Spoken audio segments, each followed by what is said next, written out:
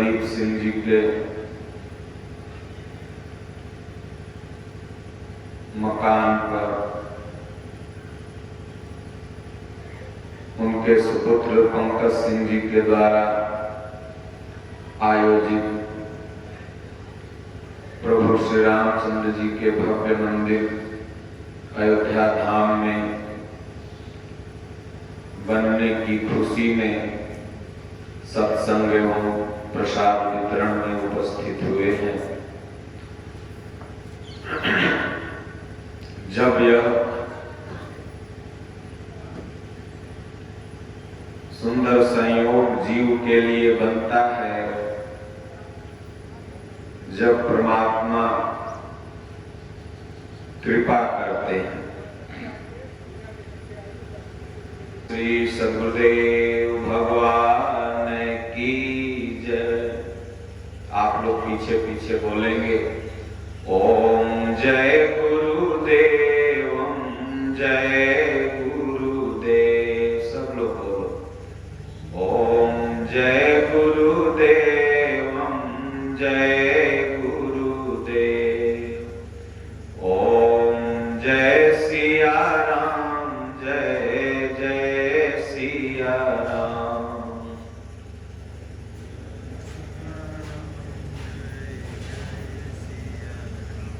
सिया राम मैं सब जग जानी,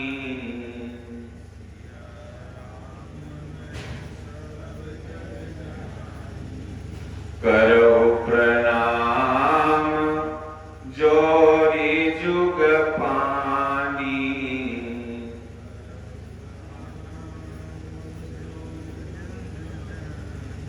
मंगल भवन अमंगल हारी,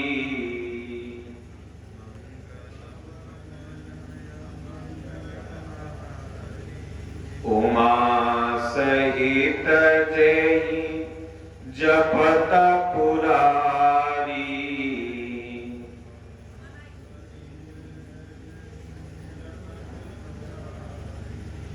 उमा कहूँ मैं अनुभव अपना,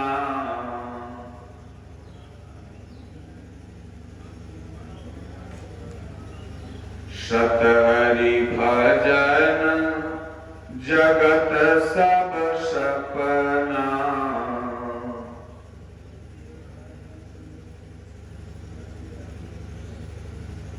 बोलो जय सिया राम, जय जय सिया राम।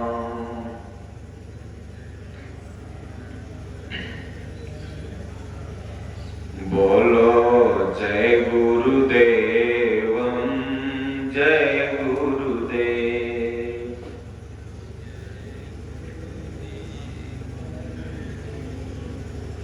गुरु की कृपा भयउ सब काजू,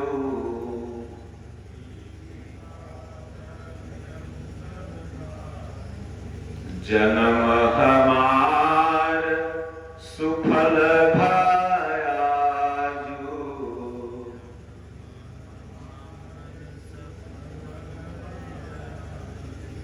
श्री राम जय राम, जय जय राम।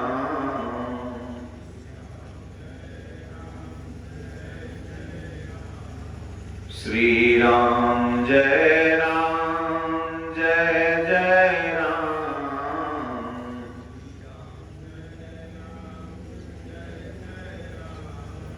दीन दयाल बिरद संभारी,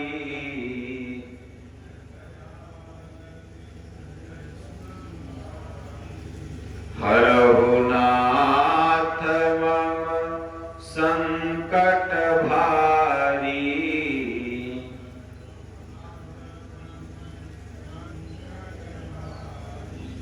श्री राम जय राम, जय जय राम।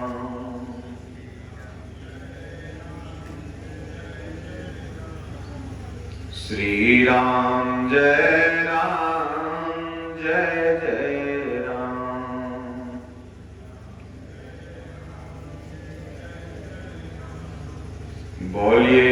सदगुरुदेव भगवान की जय। सज्जनों, मानस में गोस्वामी तुलसीदास जी ने एक बड़ी सुंदर पंक्ति लिखी है कि 3 लोग अगर भयवश ठकुर सुहाती बोलने लगे तो नाश होता है। 3 व्यक्ति को कभी भी ठकुर सुहाती नहीं बोलना चाहिए।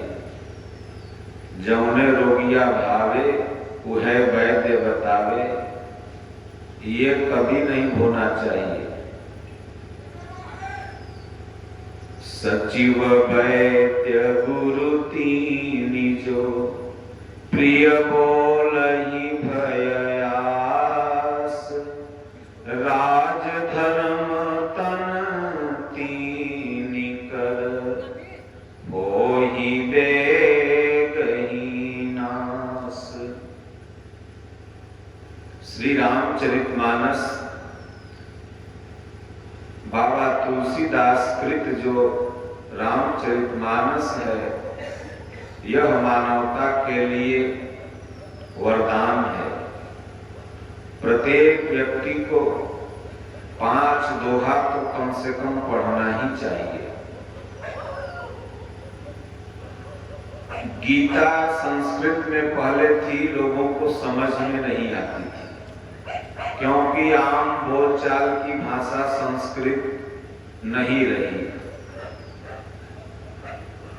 तो भगवान के आदेशानुसार पूज्य गुरुदेव भगवान ने श्रीमद् भगवत गीता की बड़ी सुंदर टीका यथार्थ गीता की। और जौनपुर तो पूरा का पूरा भक्त है महाराज जी का, लगभग सबके पास यथार्थ गीता हो।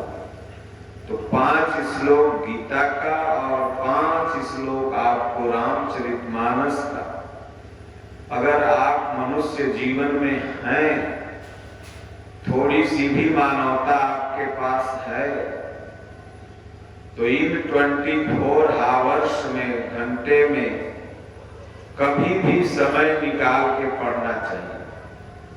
तो बहुत से लोग कहते हैं महाराज इसको पढ़ने से फायदा क्या होगा। मनुष्य हर जगह फायदा ढूंढता है। हमसे एक व्यक्ति ने कहा गीता, रामायण, सत्संग में जाने से महाराज गीता पाठ कराने से फायदा क्या होता है।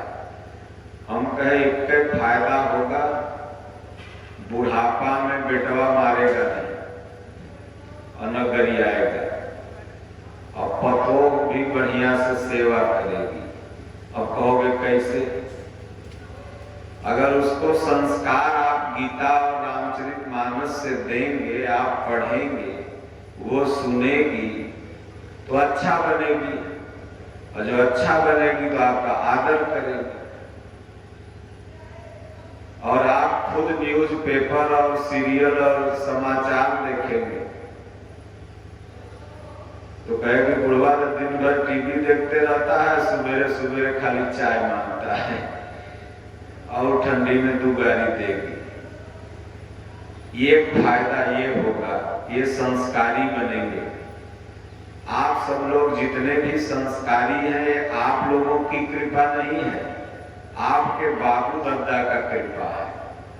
वो लोग छाती पर जब बच्चों को लेटाते थे, याद करिए दादा दादी को, बाबा को, तो रामायण की कहानियां, कृष्ण भगवान की कहानियां सुनाया करते थे आप लोगों को। और सत्संग कहीं हो तो अंगुली पकड़ के ले जाया करते थे, चलो सत्संग हो रहा है। उस समय तो प्रसाद के लोभ से हम सब लोग जाते थे कि प्रसाद मिलेगा, इसीलिए मंदिरों में प्रसाद महात्मा लोग देते हैं। और बाद में फिर वास्तविक प्रसाद लेने के जो ज्ञान का है उसके लिए जाते हैं। हर जगह हमें फायदा नहीं ढूंढना चाहिए। कुछ फायदा तो प्रत्यक्ष होता है जो दिखता है, और कुछ फायदे अप्रत्यक्ष होते हैं जो दिखते तो नहीं है लेकिन फायदा बहुत करते हैं।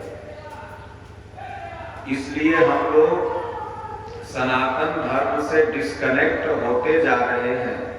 तो दुख का कारण, टेंशन का कारण, पारिवारिक समस्याओं का कारण यही है। गोस्वामी तुलसीदास जी ने मानस में लिखा कि राम कृपा नाम सही सब रोगा, जो यही भांति बने संजोगा। सदगुरु वैद्य वचन विश्वासा, असंयम यहन विषय करी आशा। यही विधि भले ही सो रोग न साही, अनाहित कोटि जन्म नहीं जाही। रोग अगर दूर करना है, जीवन में अगर खुशियां लाना है, तो आजकल तमाम बाबा लोग पैदा ले लिए हैं, भूत भविष्य वर्तमान बताते हैं, नहीं समझ रहे हैं। उनके यहां आप जाओगे, कहेंगे पेड़ में नारियल बांध दो, बेटवा ठीक हो जाएगा। पेड़ में नारियल बांध दो, घंटी बांध दो, घर को बनवा लो, तमाम तरह का पोंगा पंथी, जिससे आपको कुछ होने वाला नहीं है। उन्हें खुद पता नहीं है कि आगे क्या होगा, और आपका भूत भविष्य वर्तमान बता रहे हैं।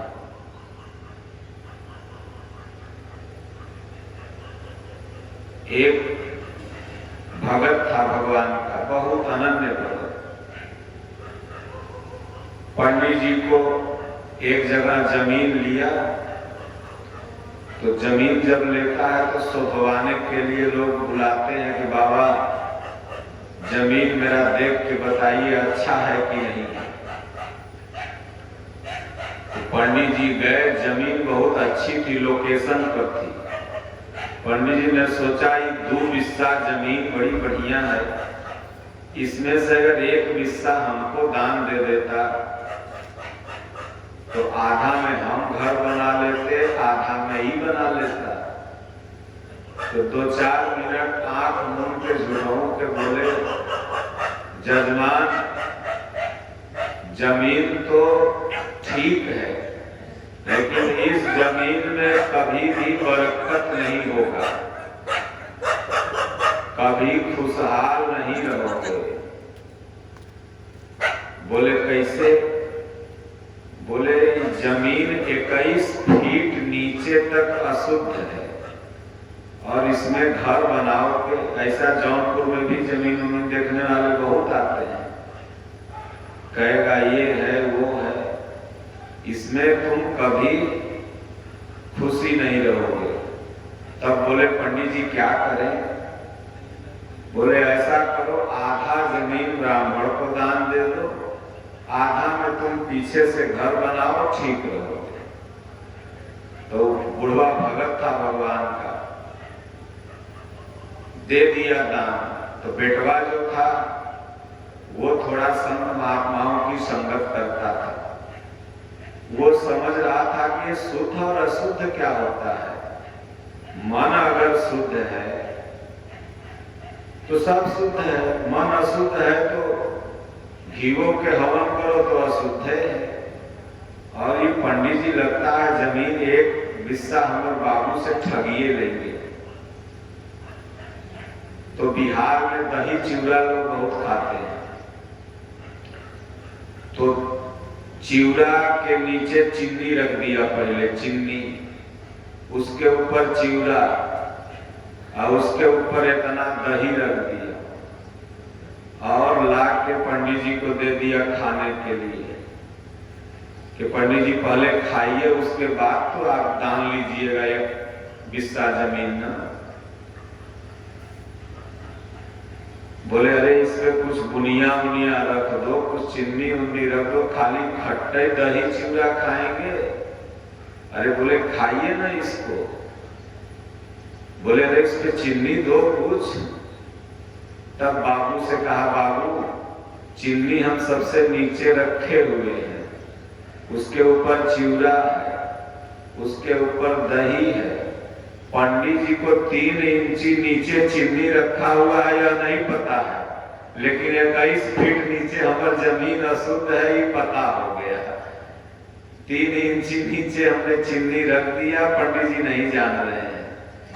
और 21 फीट नीचे हमारी जमीन अशुद्ध भाई देख के 1 कट्ठा जमीन हमारे पार करने में लगे हुए हैं। तब बबुआ के खोपड़ी टनका। बोले बेटा हुआ ठीक कर रहा है। बोले पंडित जी क्यों ठग रहे हो? तो आज टीवी में आप लोग देखिए, मोबाइल में देखिए, कवन धाम बाबा तो कवन धाम बाबा और कुल्हे मंत्र देवे में लगल है। सब भूत भविष्य वर्तमान बताने में आपका अपना भूत भविष्य वर्तमान इन सबको पता ही नहीं बताएंगे तो गीता की बात, नहीं बताएंगे तो रामायण की बात, नहीं बताएंगे तो कर्म करने की बात नहीं बताएंगे। खाली आओ, जाके आप बैठते हो, पूछते हो बाबा हमारे बाबू के नाम बता दीजिए, तब हम आपको जाने रहे। तो अपने बाबू के नाम नहीं जानते हो कि बाबा से पूछने जा रहे हो? जो चीज आप नहीं जानते हैं, ध्यान कैसे करें, पूजा कैसे करें, मेडिटेशन कैसे करें, मन को कैसे बस में करें, ये सब चीज न साधु महात्माओं से पूछना है। ये पूछना है कि हमार घर देख द तो हमार बर देख द, ये महात्माओं का काम है, ये तो आप लोगों का काम है। महात्मा मात्र इसीलिए होते हैं, संत मात्र इसीलिए होते हैं, कथावाचक मात्र इसीलिए होते हैं कि जो आपके अनसुलझे प्रश्न हो उसको दूर कर दे। तो दोष उन कथावाचकों का नहीं है, दोष हमारा और आपका है, जो हम सब लोग चमत्कार पर विश्वास करते हैं। हम सब लोग सोचते हैं ये घर न बनाना पड़े, कोई ऐसा चमत्कार हो जाए कि अपने आप बन जाए, हमें ड्यूटी न करना पड़े और सैलरी हमारे अकाउंट में आ जाए, मेहनत न करना पड़े, खेती हमार हो जाए। बाबा ऐसा कोनो मंत्र मारो तो आपका काम होगा चाहे नहीं होगा, बाबा का काम जरूर हो जाएगा। इसलिए इन सब चीजों से दूरी बना करके आपको गीता रामायण की बातों को मानते हुए, तो गीता और रामायण क्या कहती है? कर्म कर्म एक आराधना कर्मणावाधिकारस्ते। इसलिए कर्म करो। तो भगवान ने कहा कर्म क्या है? यज्ञार्थात् कर्मणो अन्यत्र लोकोऽयं कर्म बंधनम्। अर्जुन यज्ञ के सिवाय इस संसार में जो कुछ होता है इसी लोक का बंधन है, न कि कर्म। कर्म है आराधना, कर्म एक आराधना जैसी रीझे राम। आप 1 घंटा 8 घंटा जो बैठ के यहाँ सत्संग सुन रहे हैं, ये वास्तविक कर्म आप कर रहे हैं, और यही कर्म आपको आराधना और भक्ति के तरफ ले जाएगा। यही कर्म है। ये रात दिन खेती करना, रात दिन घर बनाना, रात दिन ड्यूटी नौकरी करना, ये कर्म नहीं है, यह एक मोह का बंधन है। ये मोह है।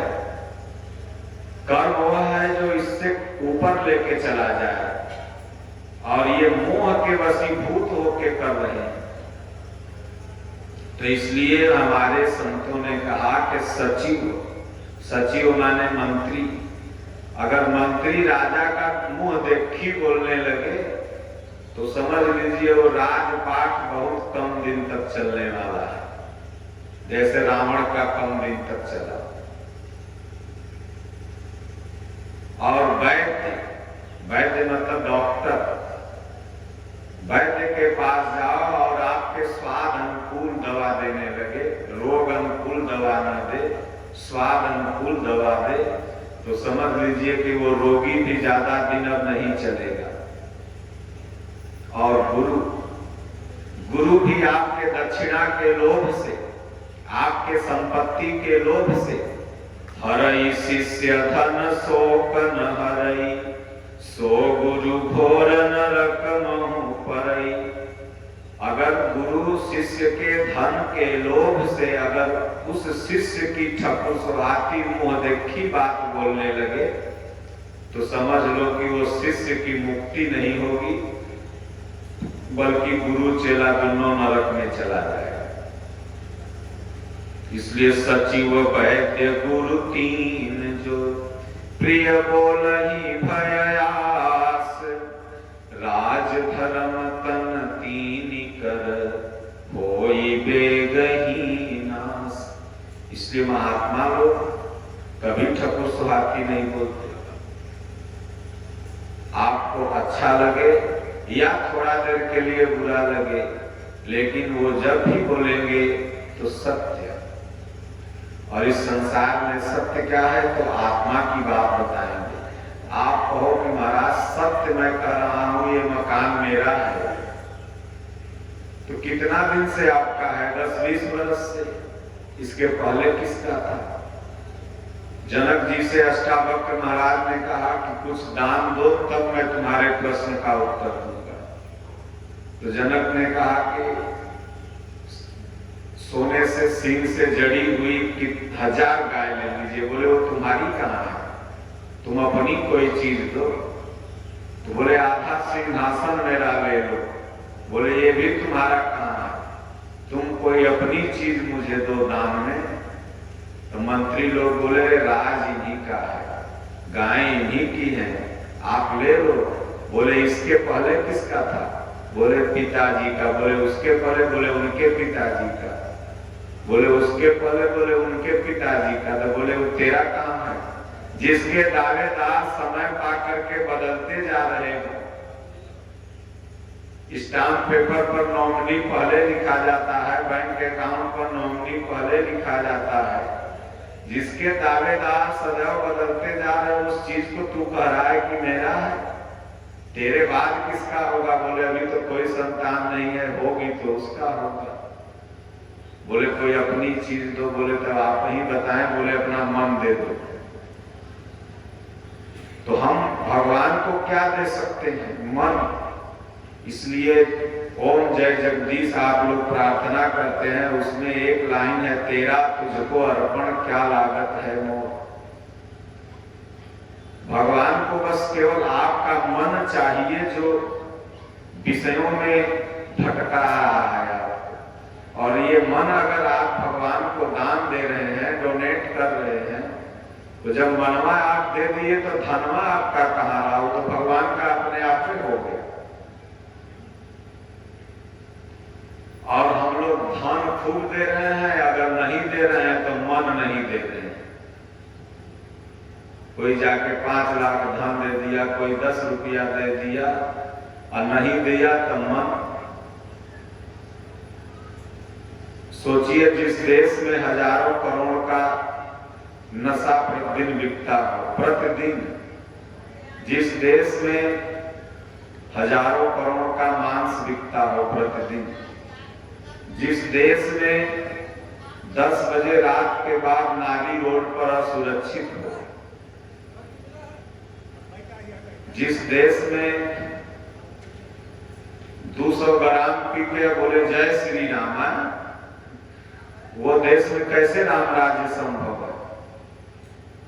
राम राज्य तब हमारे देश में आ सकता है जब हम राम के सिद्धांत पर चलेंगे। सिर्फ राम राम कहने से राम राज्य नहीं आएगा। गोस्वामी जी ने कहा कि राम राम सबको कहे, ठग ठाकुर और चोर, अप्रेम बिना रीझे नहीं तुलसी नंद किशोर। राम राम तो सब कहते हैं, ठग भी कहते हैं, ठाकुर भी कहते हैं, लेकिन जब राम को आप हृदय से मान करके उनके बताए हुए सिद्धांत पर चलोगे, तब जाकर के राम राज्य संभव है। एक आदमी कल सत्संग हम बोल रहे थे आपको, जमुआ बेलवा में भर मुहे गुटखा लेके पहुंचा, बोले महाराज जी हमको हनुमान जी के भगत हैं। हम बोले तू हनुमान जी के भगत है तो गुटखा खैले खैले हनुमान जी गुटखा खाते थे? तो कहे नहीं। कहेगा हम राम के भगत हैं। तो राम जी दारू पीते थे, माई बाप के गाली देते थे। राम जी तो माई बाप के आदेश पर बन चले गए। तो राम के भक्त रहीम के बंदे करते आज फरेब के धंधे। इन्हीं की काली करतूतों से मुल्क हुआ ये मसान, कितना बदल गया इंसान। इसलिए टाइटल बैकग्राउंड तो हम लोगों ने लगा दिया कि हम फलाने भगवान के भक्त हैं, लेकिन फलाने भगवान के भक्त होने से नहीं होगा। आप उनके चरित्र को के भक्त बनिए। आप किसी बढ़िया डॉक्टर स्पेशलिस्ट के पास, आई स्पेशलिस्ट, हार्ट स्पेशलिस्ट के पास जाइए और जाके उसका पैर छू करके घर चले आइए। कितना दिन में आपका रोग भाग जाएगा? भाग जाएगा क्या? डॉक्टर आपको सलाह देगा, सलाह के अनुसार कुछ दवा देगा, दवा के बाद कुछ आपको परहेज करने के लिए बताएगा। जब इतना चीज आप आके फॉलो करेंगे तब जाकर के रोग भागेगा। तो उसी तरह से हम राम जी का, हनुमान जी का जाएं और गोड़ छू के चले आए प्रणाम करके, तो कितना दिन में हम राम के चरित्र को अपना सकते हैं?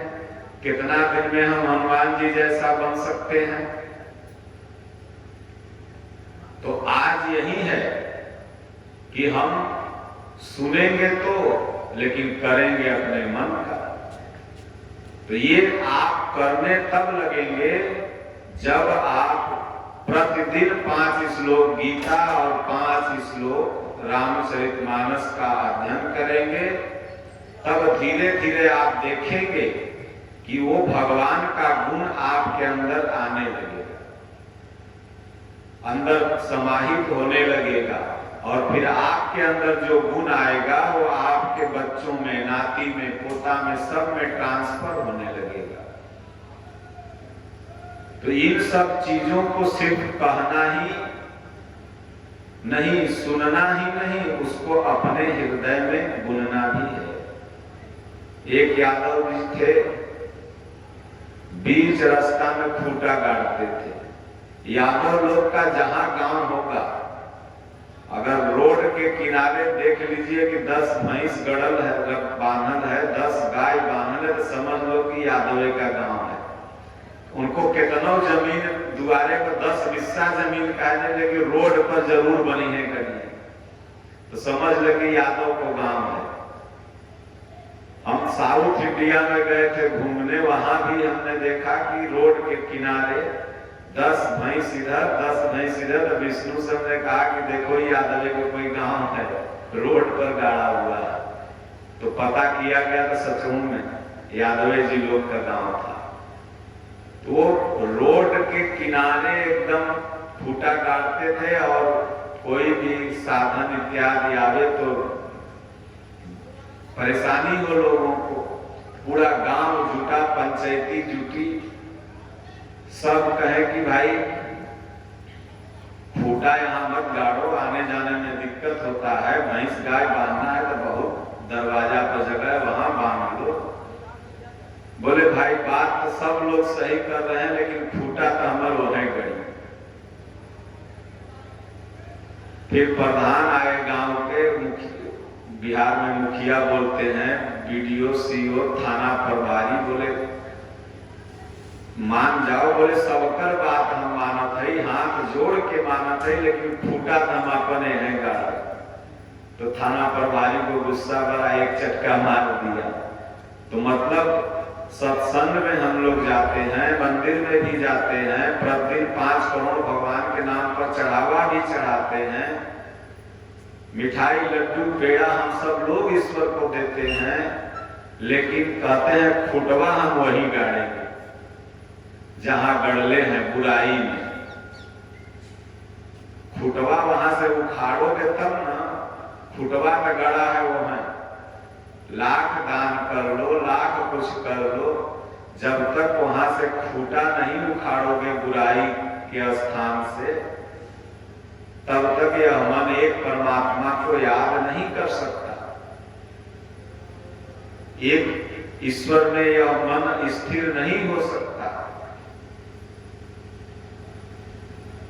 तो गोद्विज धेनु संत हितकारी, कृपा सिंधु मानुष तनुधारी। देखिए, भगवान तो सबके लिए हैं, लेकिन वो समझ में किसके किसको आते हैं। जो गो द्विज धेनु, गो द्विज धेनु संत हितकारी, ये चार अवस्था के व्यक्ति को ही भगवान का अवतार समझ में आता है। बाकी भगवान हैं सबके लिए, लेकिन समझ में नहीं आएंगे। गो माने तो हम सब लोग गो माने गाय समझते हैं, लेकिन गो मतलब होता है इंद्रिय, जो अपनी इंद्रियों को बस में कर चुका है। जैसे अभी आंख कहती है गलत गलत देखो, कान कहता है गलत गलत सुनो, मुंह कहता है गलत गलत बोलो, जीभा कहती है दारू पियो, मुर्गा काटो, भेड़ा काटो। जौनपुर में बकरा खसी से ब्याह में काटे है, यादव लोग चौथारी में काटेगा। मन कह रहा है कि ये करो। हमारा जो इंद्रिय है वो हमें गलत रास्ते पर ले जा रही है, लेकिन जब ये इंद्रियां सिमट करके एक परमात्मा की तरफ लग जाए, आंख कहने लगे नहीं राम का रूप देखो, कान कहने लगे नहीं राम कथा सुनो, पैर कहने लगे नहीं चल करके मंदिर में जाओ, परमार्थ में जाओ, वाणी कहने लगे नहीं राम राम जपो, तब आपको भगवान का अवतार समझ में आने लगेगा। इसलिए गो द्विज, द्विज माने ब्राह्मण। कौन ब्राह्मण? तिवारी, धतुरा, दूबे, पाड़े नहीं। द्विज, जिसका द्वितीय जन्म हो वही द्विज है। एक जन्म तो हम सब लोग का ये बाहर में होता है, और एक जन्म हम सबका हृदय में हो रहा है। द्विज ब्रह्म जानाति स ब्राह्मण, जो इंद्रिय को वश में कर लिया, ऐसा भक्त ही द्विज है। और उस द्विज को भी भगवान राम का जन्म समझ में आएगा। बाकी ये बाहरी वाले द्विज नहीं। संत, गो, द्विज, धेनु। धेनु एक तो हम लोग समझते हैं कि धेनु माने बाहरी गाय बछिया, लेकिन नहीं, काम धेनु वास्तव में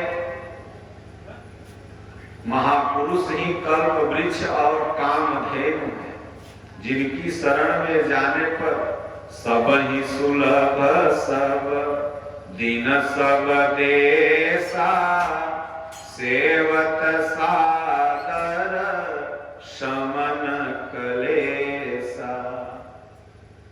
सब सुलभ, सब दिन और सब देश। कामधेनु के पास जाने पर हर कुछ यही मिलता है, तो महापुरुष ही कामधेनु है। वहां आप जाओगे तो हर चीज हर समय सुलभ है, वहां पर दुर्लभ कुछ भी नहीं है। और संत हितकारी, संत का मतलब ये नहीं दाढ़ी बढ़ा लो, चंदन लगा लो, भगवा पहन लो और संत हो गए, नहीं। संत का मतलब होता है सधन अंत, जिसका सब कुछ अंत हो जाए। हमारे पूज्य दादा गुरु महाराज कहते थे, हो साधु होना और मरना बराबर होता है। आप लोगों के लिए परिवार, रिश्तेदार, नातेदार है, लेकिन साधु के लिए उसका पूरा विश्व ही परिवार है। और अगर कोई अपना निजी परिवार है उसका, समझिए कि अभी वो साधु नहीं है। तो बाहरी माया मोह का बंधन काट दे और अपने अंदर विकारों का अंत कर दे। ये दोनों का जब अंत हो जाए तो वही संत है। तो गोद्विज धेनु संत हितकारी, अकृपा सिंधु मानुष तनुधारी। तब भगवान उस मनुष्य के तन में प्रकट होते हैं। अंदर में भगवान का आविर्भाव किसी भूखंडों में कभी नहीं हुआ है।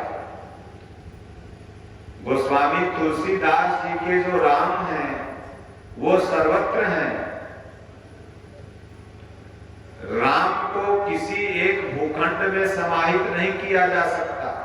तभी तो गोस्वामी जी ने कहा कि तहीं अवध जहाँ राम निवासु, तहीं दिवस जहाँ भानु प्रकाशु।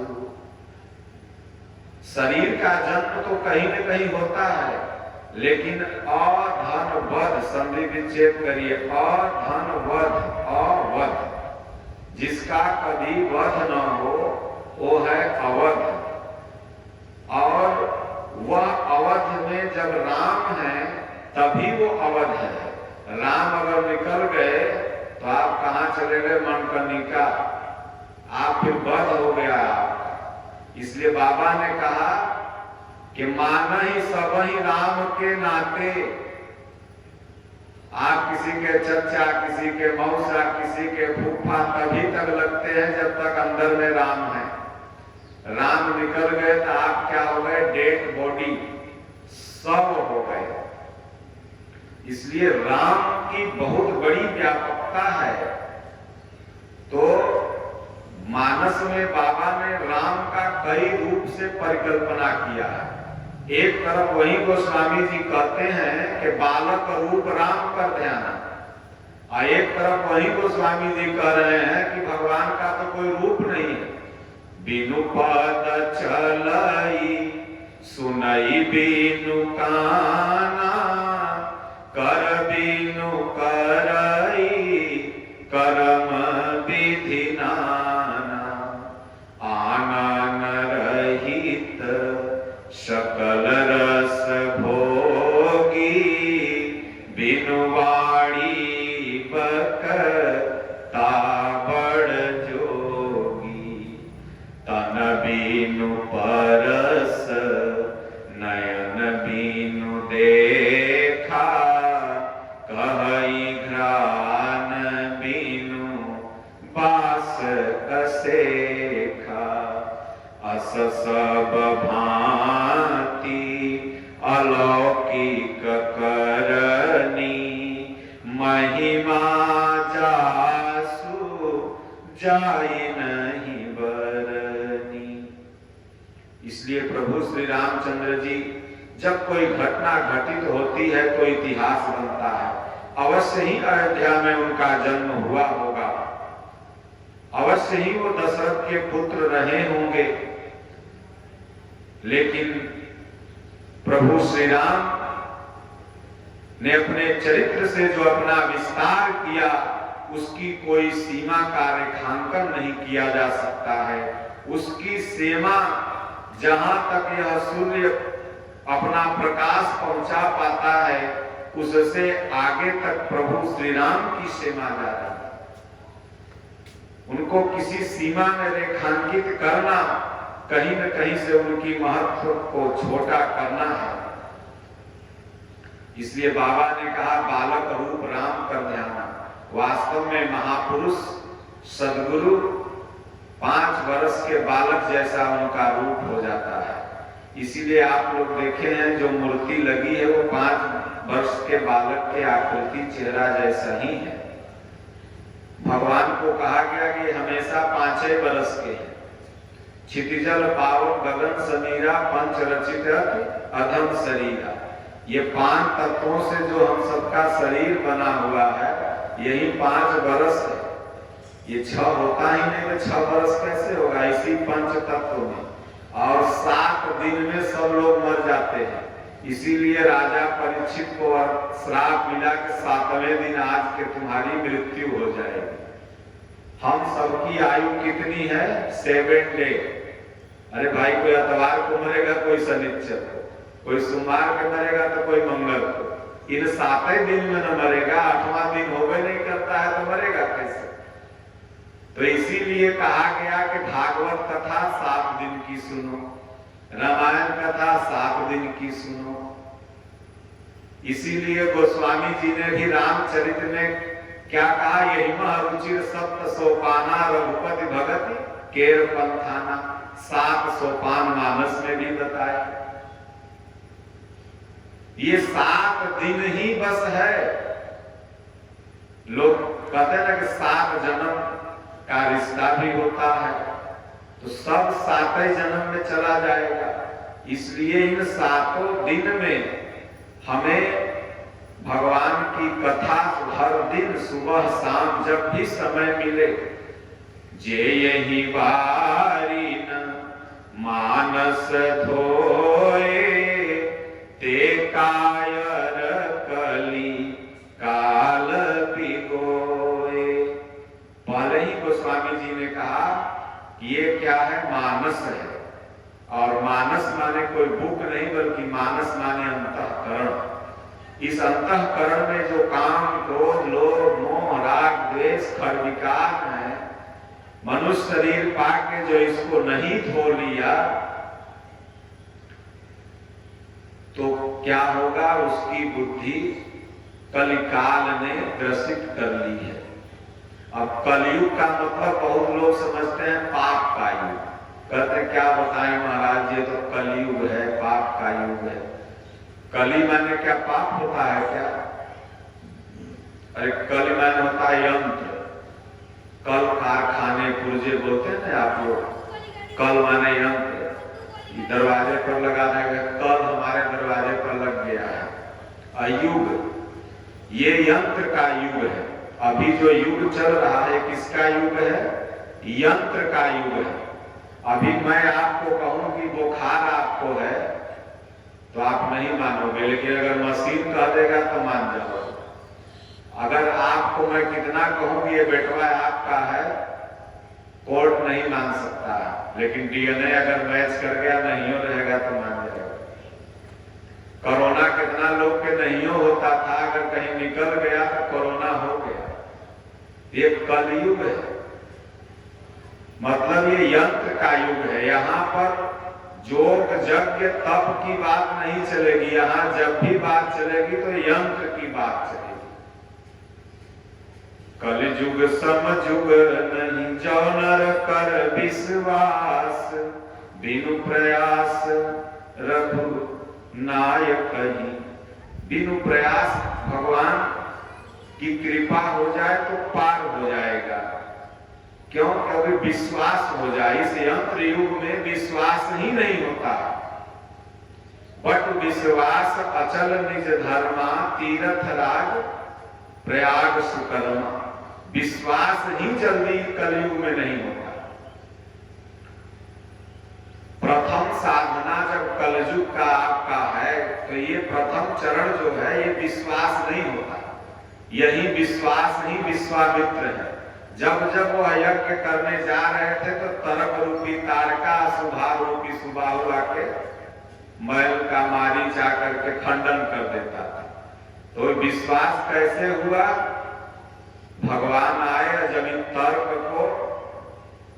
तर्क रूपी तारका, आप भजन करने बैठिए कि भाई गुरु महाराज की गीता है उसमें ये लिखा हुआ है, तब तक मन में आ जाएगा स्वामी ये चीज जो लिखने हैं ये ठीक है, वो गीतवा में तो हो गई करेगा। तर्क आ गया ये, अब यह तारका है। आप तो यज्ञ करने बैठे थे, भजन करने बैठे थे, विश्वास जमाने बैठे थे, लेकिन तड़ाक दे वो तर्क आया और आपके यज्ञ को नष्ट कर दिया। अब आप उसके पेपर पढ़ने लगे, काम खत्म हो गया।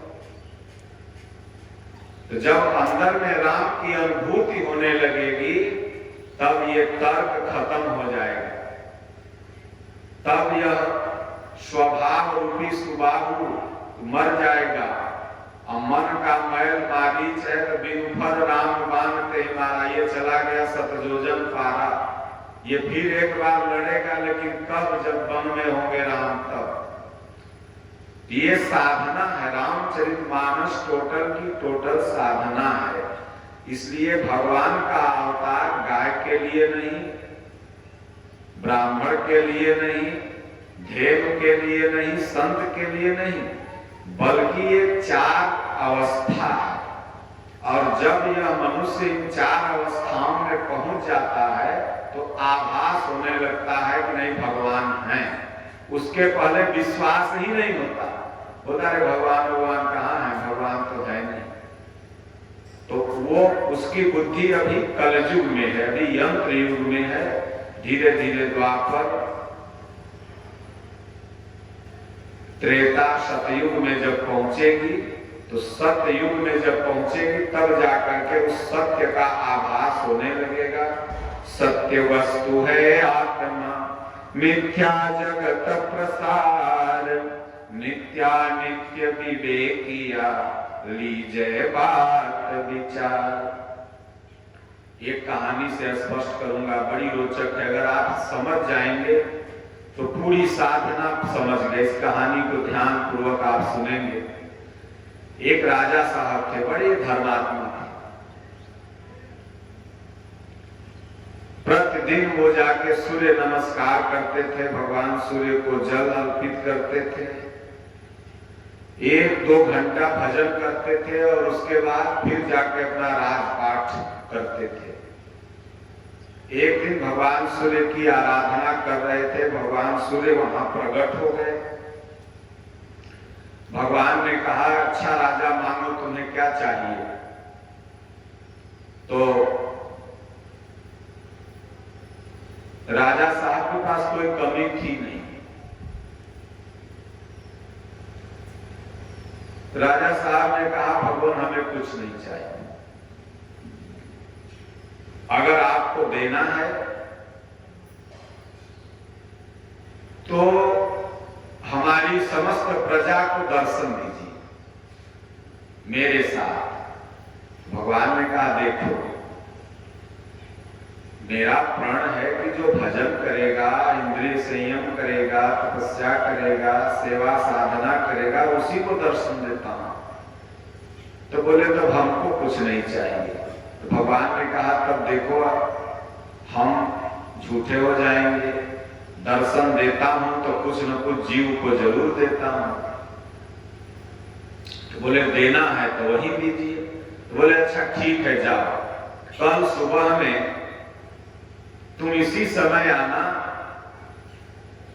अपनी समस्त प्रजा के साथ, और मैं यहीं पर प्रकट होऊंगा।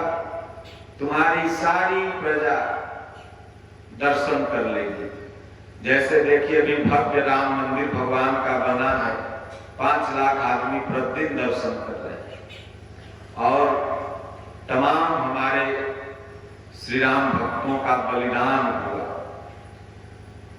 और उस संघर्ष के बाद एक निर्णायक स्थिति में जाकर के अपने आराध्य, अपने मानवता धर्म के सबसे श्रेष्ठ उदाहरण प्रस्तुत करने वाले भगवान श्री राम का मंदिर बना। दर्शन करने की भक्तों की लंबी लाइन लगी हुई है। तो राजा साहब आकर के,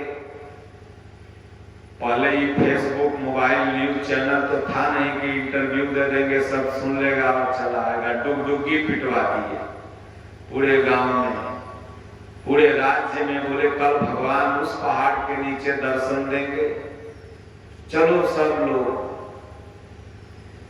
तो जिसके पास नया कपड़ा था वो तो निश्चिंत था कि सुबह में नया कपड़ा पहनेंगे, चले जाएंगे। लेकिन बहुत गरीब लोग ऐसे भी होते हैं, नया कपड़ा उनके पास नहीं होता है। तो वो अपना क्या किए, रात में साफ किए, उसके बाद आगे के सामने ऐसे ऐसे करके सुखवाए, और उसके बाद फिर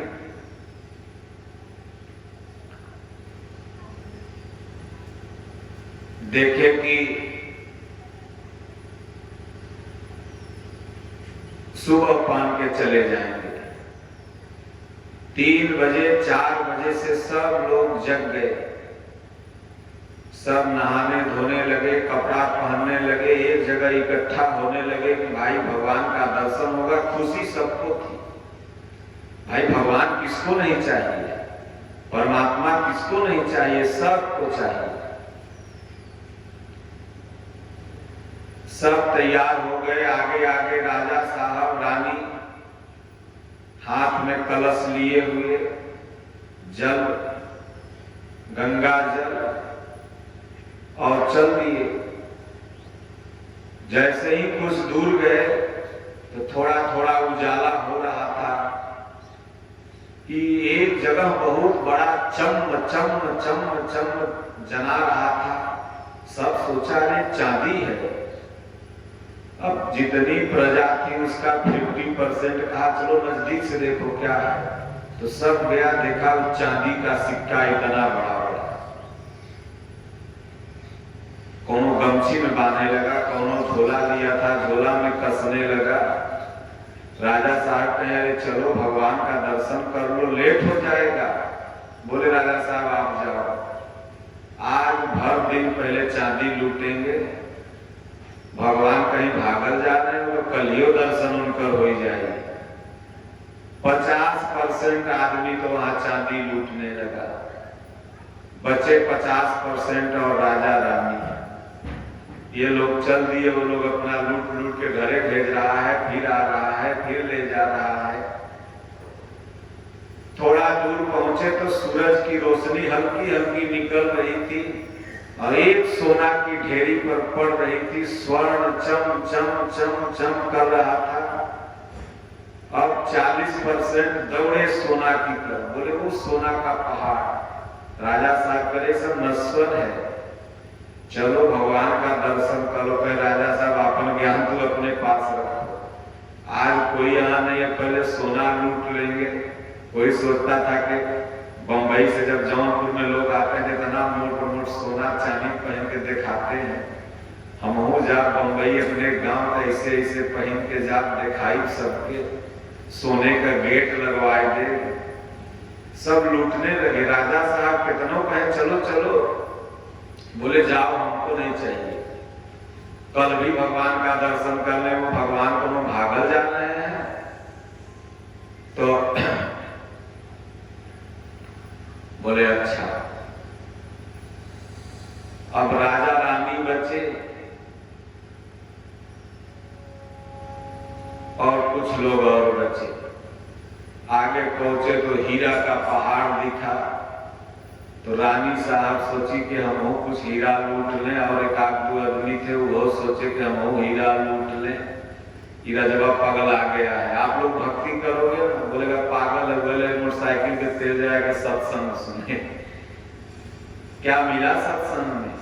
कुछ नहीं मिला। बाबा चिल्लाया, हम सुने चले आए। रानी साहब से राजा करे चल ससुरी दर्शन कर ले। बोले जा तू अपन दर्शन कर, भगवान कहीं भागल जाता है, हम अपन दर्शन कर ले। पहले हीरा मिलन है एक ले जाए तो नैहरा में जा हीरा के हार पहन के दिखाएंगे। ऐसा हार तो हमने देखा नहीं। अब राजा साहब जल लिए अकेले खड़ा है।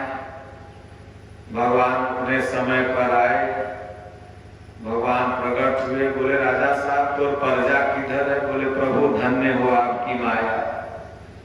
ससुराल सुबेरे तो सब बड़ी श्रद्धा से चले थे आपका दर्शन करने, लेकिन रास्ते में जो आपकी माया रानी है ऐसी चकबका दी कि कोनो चांदी लूटत है, सो कोनो सोना लूटत है, कोनो हीरा। यहाँ तक कि हमारी औरतिया जो थी वो लूट रही है हीरा।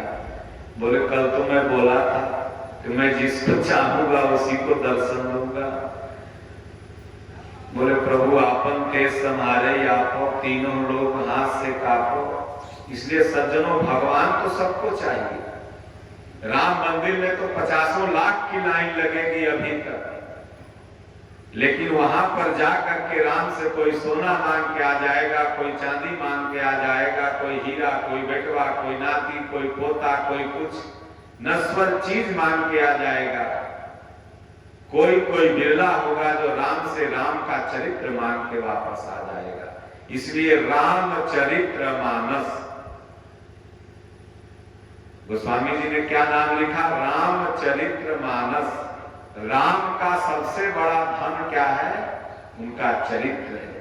इसीलिए इंग्लिश में एक कहावत है कि money is last, nothing is last, health is last, something is last, character is last, everything is last. आज राम प्रभु 1 लाख वर्ष पूर्व पहले वहां अयोध्या में जन्मे थे।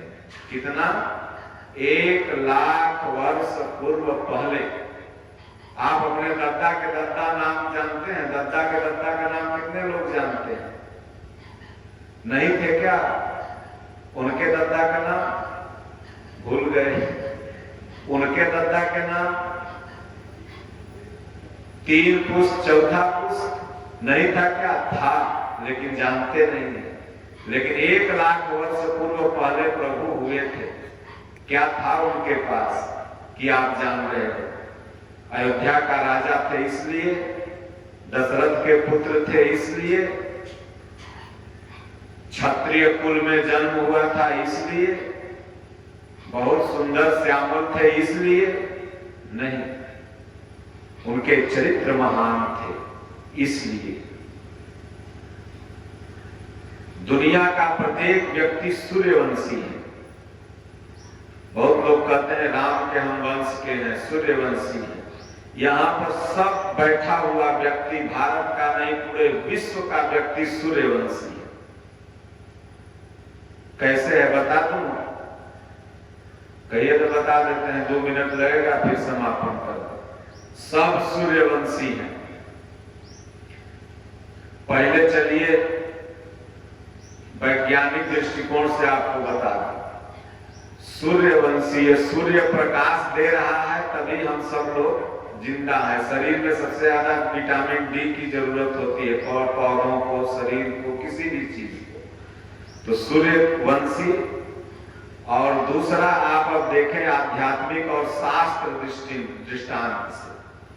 भगवान ने कहा अर्जुन इस परम पावन ज्ञान को मैंने सूर्य से कहा। सूर्य ने अपने पुत्र मनु से कहा। मनु से इक्ष्वाकु ने जाना और उनसे राजर्षियों ने जाना, और वही ज्ञान पुनः मैं तुमसे कह रहा हूं। अर्थात सूर्य के पुत्र मनु थे। अब गीता छोड़ के रामायण में आ जाइए। रामायण में गोस्वामी जी लिखते हैं कि मनु और शत्रुपा से पूरी सृष्टि का निर्माण हुआ है। जिनते भय नर सृष्टि अनुपा, दंपति धर्म आचरण नीका, अजब गाव श्रुति जिनके लीका।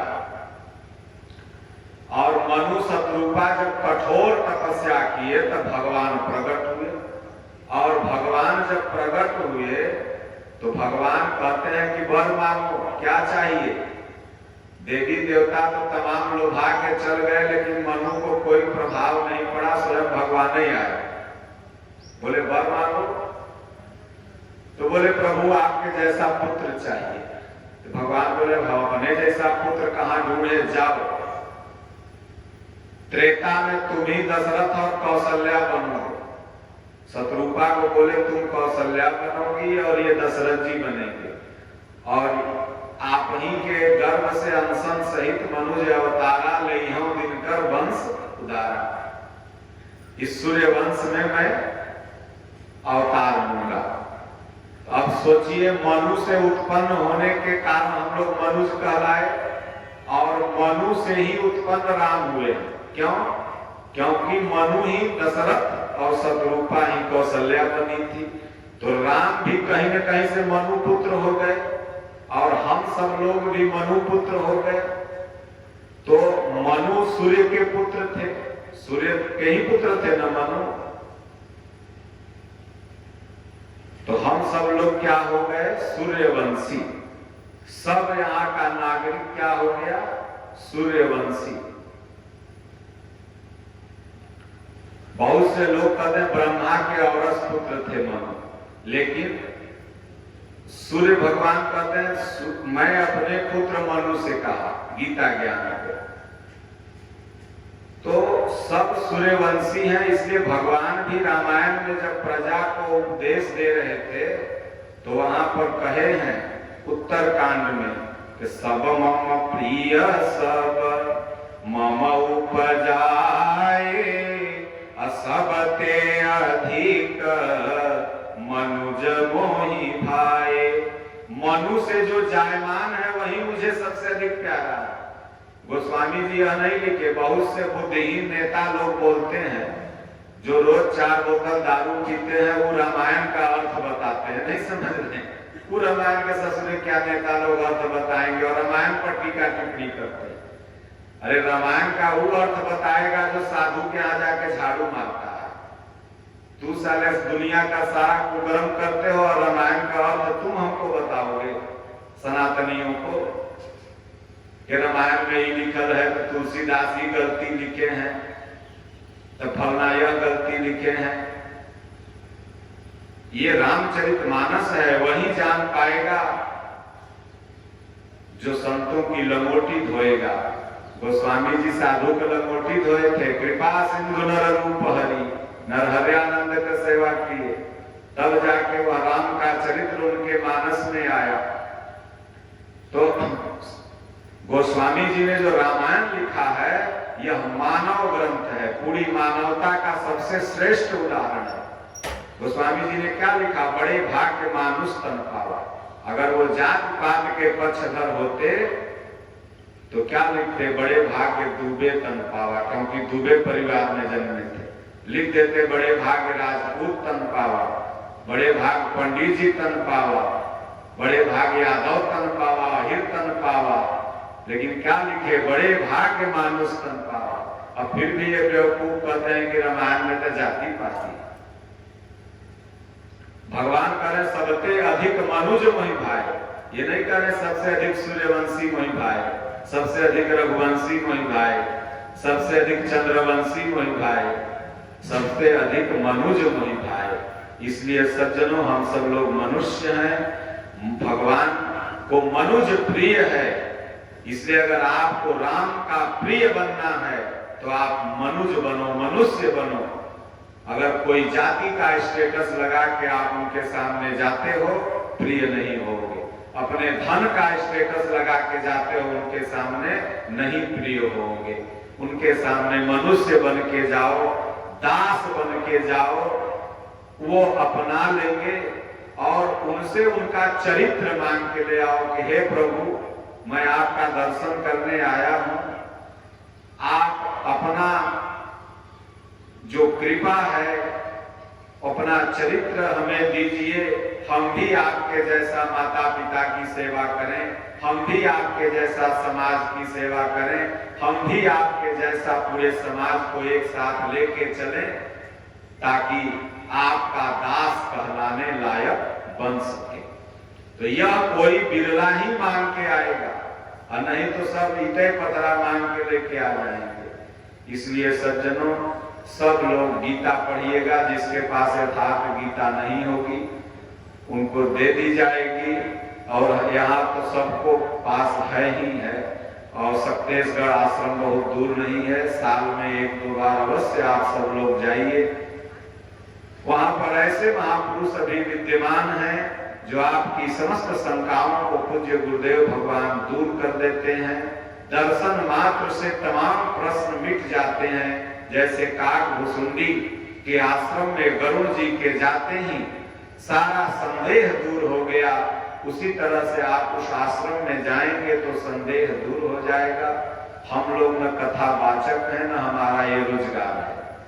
पंकज सिंह इनके पिताजी सब लोग बहुत भक्त हैं आश्रम के, गुरु महाराज के। तो जौनपुर में साल में 1 बार हम अपना लिट्टी दाल बाटी सब पुराना इधर चेला सब हैं तो चले आते हैं। तो अपना इसी बहाने आप लोगों को कुछ भगवान की चर्चा सुना दिए। और हमारे गुरु महाराज कहते हैं किसी को 2 लिट्टी और चोखा खाओ ना तो 1 घंटा सत्संग सुना दो, तब तो सध जाएगा। नहीं तो अगला जन्म में फिर कुकुर पिलई बन के सधावे पड़ेगा। ये जो दुआरी पे तोहरे कुकुर पिलई है तो बाबू दादा है, मत समझिए वो कुकुर है। वो कोनो जन्म के बाबू हैं, दद्दा हैं, काय वही ठंडी में करत हैं। कहीं भजन बिना हो भजन बिना, धोबी के घर बैला हो भजन बिना हो भजन बिना।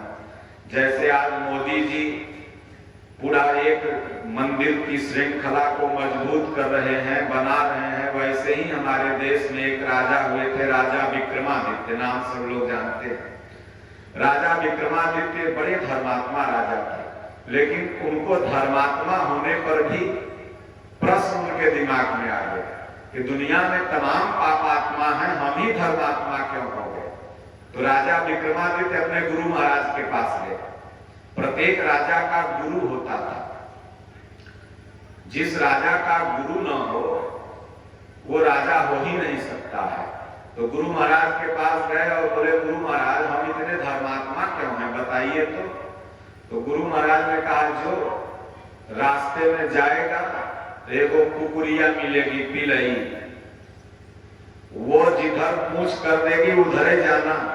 तो कुछ दूर जाओगे तो एगो पंडित मिलेगा, फिर पंडित एगो धोबिन का पता तुमको बताएगा, उस धोबिनिया के पास जाना और वो बताएगी तुमको कि इतने धर्मात्मा क्यों।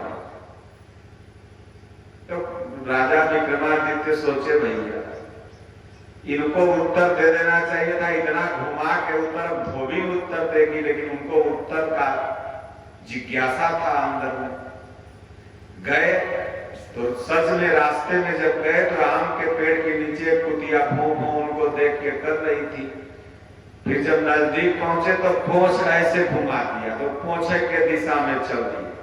2-3 किलोमीटर दूर जब गए तो एक पंडित जी साइकिल चलाते हुए जा रहे थे। पंडित जी के पूछे, पंडित जी प्रणाम। बोले, खुशी रह, क्या बात है। बोले, धोबिन के घर का पता बताइए। बोले, वो गांव में जाओ, गांव के घुसते ही उसका घर है, पहला घर। वहां पर गए तो धोबिन एक बैठ के सब कपड़ा धो रही थी वही घाट पर, तालाब पर। तो विक्रमादित्य पहुंचे। विक्रमादित्य ने कहा, माता जी प्रणाम, ये बताओ मैं धर्मात्मा क्यों हूं। बोले, इसके लिए तो पहले आपको मेरे यहाँ खाना खाना पड़ेगा, तब मैं बताऊंगी कि आप धर्मात्मा क्यों हैं। धोबिन के यहाँ खाना, एक क्षत्रिय वो भी राजा, लेकिन प्रश्न का उत्तर तो चाहिए था। कहलाओ खाएंगे। रोटी भुजिया लेके आई, खा लिए। खाने के बाद बोले, वो बताओ। बोले, देखो जो वो कुकुरिया मिली थी ना, वो माई थी, हम लोग की माई थी। और जो पंडित जी मिले थे रास्ते में वो बाबू थे, और हम तुम्हारी बहन थी अगला जन्म में, और तू मेरा भाई था। चारों लोग हम लोग बैठ के एक जगह खाना खा रहे थे अपने घर में। और ये कोई कहानी नहीं है, राजा विक्रमादित्य के जीवनी में है। खाना खा रहे थे, उसी समय एक भिखारी दरवाजे पर आ गया। अब भिखारी था कि महात्मा था हम लोग नहीं जानते, लेकिन वेश भिखारी का था। और वो भिखारी आके भीख मांगता है तो वो जो माई थी ना, वो सबसे पहले काय काय करके बोली, क्या कुकुरी के तरह इधर उधर घूमते रहते हो कुतिया की तरह, जाओ कहीं पत्तल वत्तल चाटो, पेट भर जाएगा। हम लोगों को तो 2 दिन पर अपने ही खाना मिला है, तुमको कैसे खिलाना, जाओ। तो हमारे मुंह से निकल गया, बहनिया बोली, धोबिनिया, कि हमने कहा करे जाके मैला वैला खा लो, पेट भर जाएगा। लेकिन विक्रमादित्य राजा साहब, आपने अपना पत्थर ऐसे उठाया और तुम महात्मा की तरफ बढ़ा दिया, तो पिताजी ने भी थोड़ा सा अपना अन्न निकाल के दे दिया। माई और मैं तो खा गई, पिताजी और तुमने आधा अपना हिस्सा, पिताजी और तुमने अपना पूरा हिस्सा उन महात्मा को, भिखारी को खिला दिया।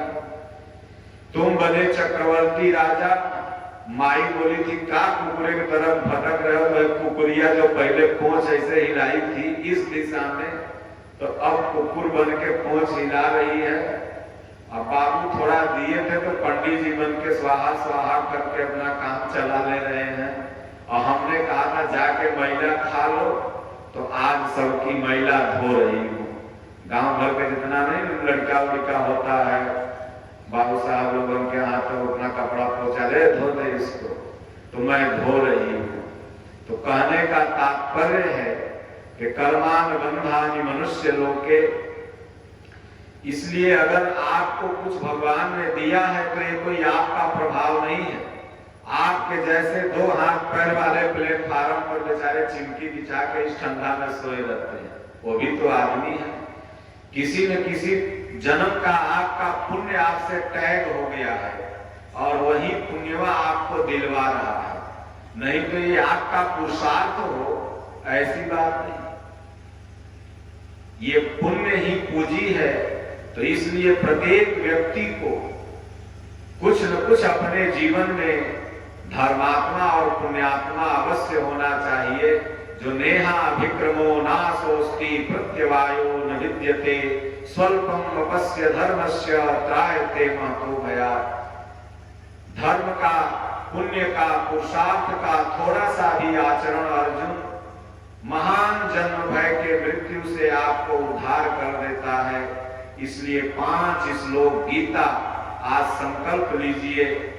यह जनवरी महीना है, पहला महीना इस अंग्रेजी महीने का। वैसे तो हम लोग का पहला महीना मार्च में आएगा, मार्च क्लोजिंग होता है ना। अभी तक भारत में जनवरी क्लोजिंग आप लोग सुने हैं क्या? मार्च क्लोजिंग होता है। तो ये तो जनवरी में एक अंग्रेज का जन्मदिन था, और ऐसा नियम बना दिया कि हम सब जन्मदिन मनाओ, तो वो अपना सब लोग मनाने लगा happy new year, happy new year. Happy birthday ही मनाते हैं आप लोग, अंग्रेजवा का हैप्पी न्यू ईयर नहीं है। हैप्पी न्यू ईयर में तो आम में बौर आ जाएगा, पतझड़ खत्म, पत्ते नए नए हो जाएंगे, और मौसम एकदम आनंदमय हो जाता है। खटिया बिछा के तेल लगा के दोपहरिया में सुतिए बाहर। तो बोलो गुरुदेव भगवान की जय, बोलो जय सिया राम, जय जय सिया राम। सब लोग बोलो, जे न बोली होकर पाप, सबके पाप ओकरे पास जाई, जान लिया। बोलो जय सिया राम, जय जय सिया राम। राम नाम ले में लजाना नहीं है, राम नाम में एकदम मस्ती में लो, आनंद में लो। बोलो जय सिया राम, जय जय सिया राम।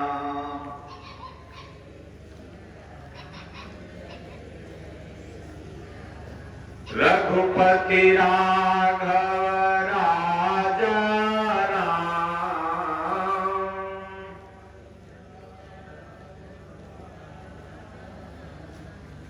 पतित पावन सीताराम,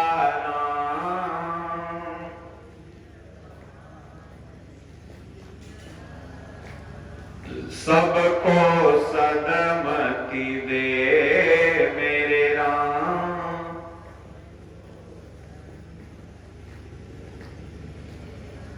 सारा जग तेरी संतान,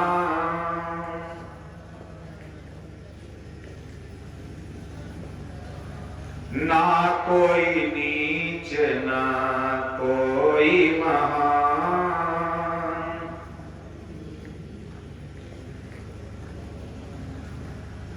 इस धरती पर बसने वाले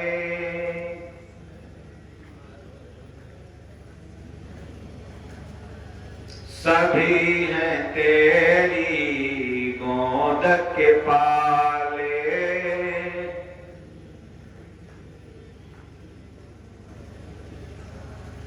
तेरे लिए सब एक समान,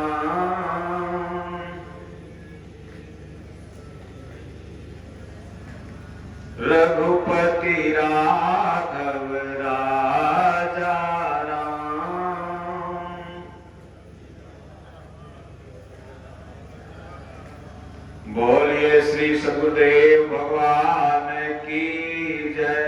ओम राजा रामचंद्र भगवान की जय। माँ के बिहारी लाल